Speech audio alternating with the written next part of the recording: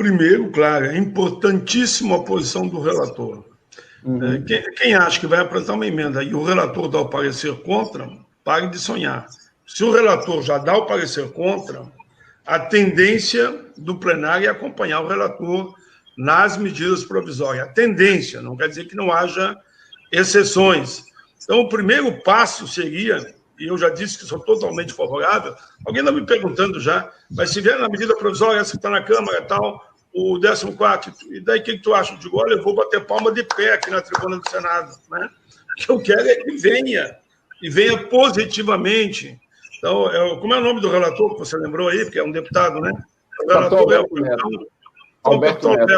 Alberto Neto, já me ouvindo nesse momento, vou rezar muito, vou torcer para que essa emenda que está nas suas mãos seja aprovada na Câmara, e eu vou defendê-la aqui no Senado, vou defendê-la, porque se passar lá, já vem para o Senado, está meio, como é que chama?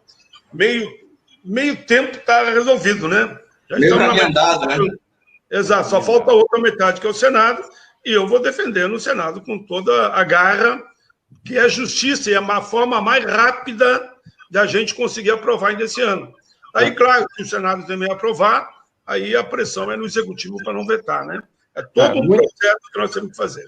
Muita gente... Pressão, então ficou aqui o apelo já para o relator e para todos os deputados, né? Que atendem esse apelo. É um clamor popular, eu repito para eles. Eu sempre digo que todo parlamentar ele tem que ter um olho na rua e um olho dentro do parlamento para saber juntar o interesse popular. Ninguém está aqui pensando em coisa para quem é milionário, estão pensando para os pobres, para os vulneráveis.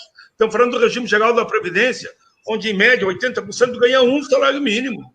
Exatamente. Ganhar um pouquinho a mais. Né? Estão falando desse povo, desse público, mas que decide muita coisa. E é um povo que está ficando cada vez mais politizado. Então, vamos fazer um esforço coletivo. Eu já disse aqui, o que eu digo de público, naturalmente, e mesmo no privado, eu sempre digo, não é secreto. Comigo não tem voto secreto. O que eu digo está dito, né?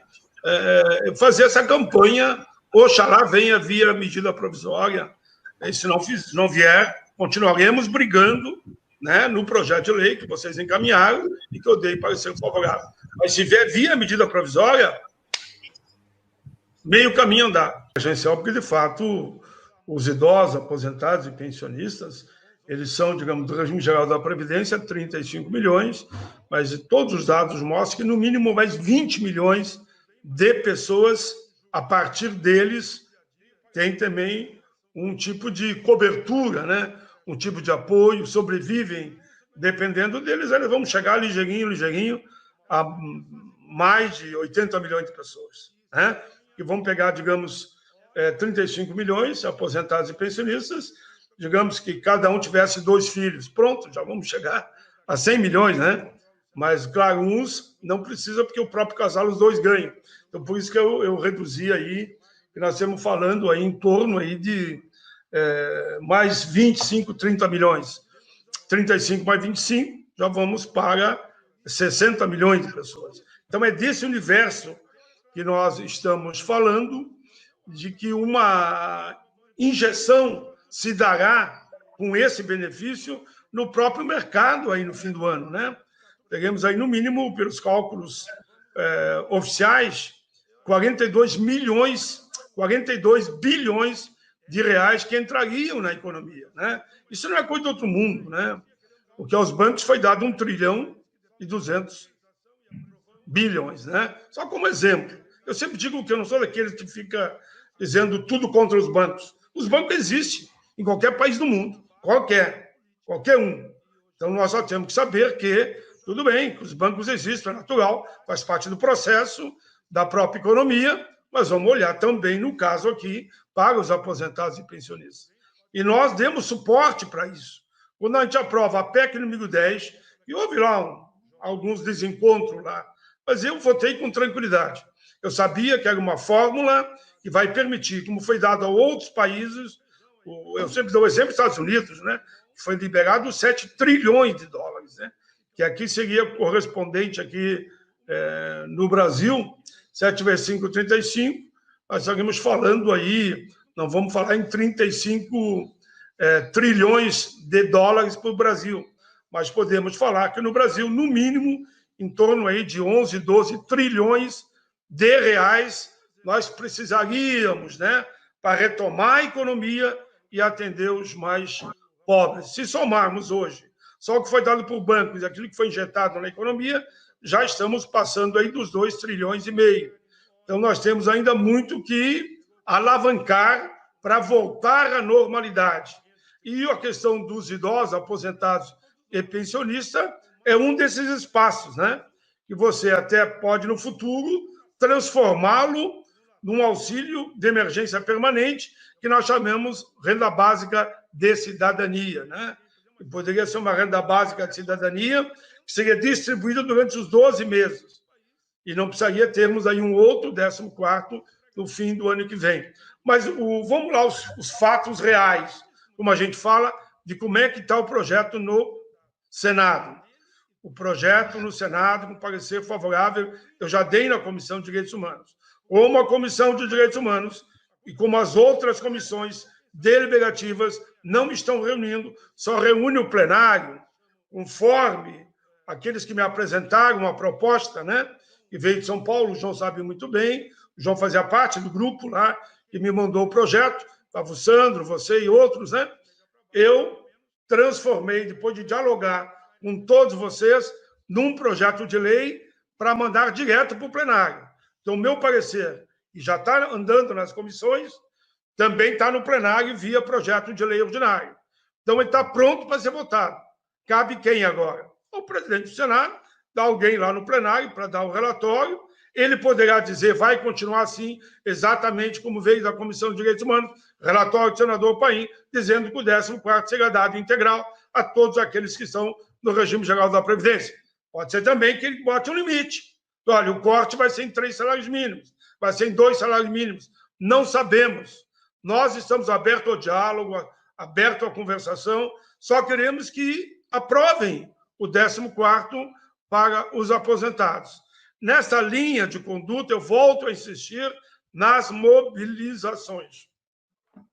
Isso que você está fazendo agora é uma forma de mobilizar, que nós estamos aqui falando, conforme o teu canal aí, para centenas, para não dizer milhares de pessoas, né, que de uma forma ou de outra ficam ouvindo, sabendo, e que eles também têm que pressionar o seu deputado e o seu senador. Senador são só 3.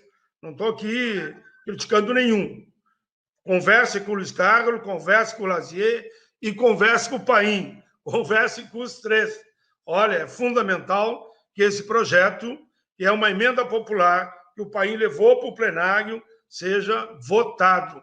Se for votado, eu acho que passa. E daí, naturalmente, cada um vai ter que mostrar a sua cara no painel, né? Vai dizer como votou. Então, a nossa briga agora é pautar. Pautou, sabemos o dia que vai ser votado e vamos à luta. Algo que, por dever de ofício, né, e também por, como é que chama, politicamente correto, eu tenho que alertar a todos, viu, João? É a minha obrigação de falar sempre a verdade. Nós temos praticamente um mês, se analisarmos dias úteis. Nós temos um mês, que é 5 dias por semana. Vocês sabem que segunda e sexta não vota, só vota terça, quarta e quinta, né? Então, vai calcular isso até 20 de dezembro, vocês vão ver que não temos muito tempo, né? Bom, nesse período, para votar no plenário do Senado, no plenário da Câmara e ir para a sanção, pode ser que não se consiga. Eu não quero jogar, como é que chama, nem gasolina no fogo e nem jogar água para dizer que parem de se mobilizar, né? Parem com essa chama. Não, a chama tem que continuar. A chama da verdade e de que é um auxílio decente e fundamental para a nossa gente. Por que eu digo isso, João? Tá, digamos que chegue no esgotamento e não votou até o Natal. Não tem problema, no meu entendimento, não tem problema de nós mantermos a chama acesa para votar em janeiro ou fevereiro. Porque a crise econômica e social, pessoal, quem está nos ouvindo, ela vai aprofundar o ano que vem. Então, se o auxílio do 14º vier em dezembro, é o ideal. Olhe bem o que eu estou falando nos olhos de vocês. É o que nós queremos, é o que nós estamos pressionando, que vocês têm que pressionar também. Mas digamos que não chegue, porque não depende de um senador, né? Depende da maioria das duas casas e ainda do não veto do presidente, ou veto, se vetar, vai reunião do Congresso, que é outra polêmica para derrubar o veto. Mas mostrar que nós não devemos baixar a guarda, né? Não baixar a bandeira branca da paz aí, que não vamos botar uma bandeira aqui de partido nenhum. E a branca é da paz, é da cruz vermelha, né? É do mundo todo a bandeira da paz. Que a gente consiga aprovar, se não aprovar até o fim do ano, que aprove no início do ano, mas que venha, nem que venha um mês ou dois atrasado, porque eu sei que as nossas contas, como quando atrasam, nós temos que pagar de qualquer jeito. Ali 1, 2, 3 meses tem que pagar, senão vem juro e correção em cima. Então é isso que eu queria deixar claro aqui. Esse dia uma jornalista muito competente, eu disse exatamente nessa linha, né? Não vou vender terreno na Lua, não vou falar aquilo que eu não acredito. Eu acredito na proposta.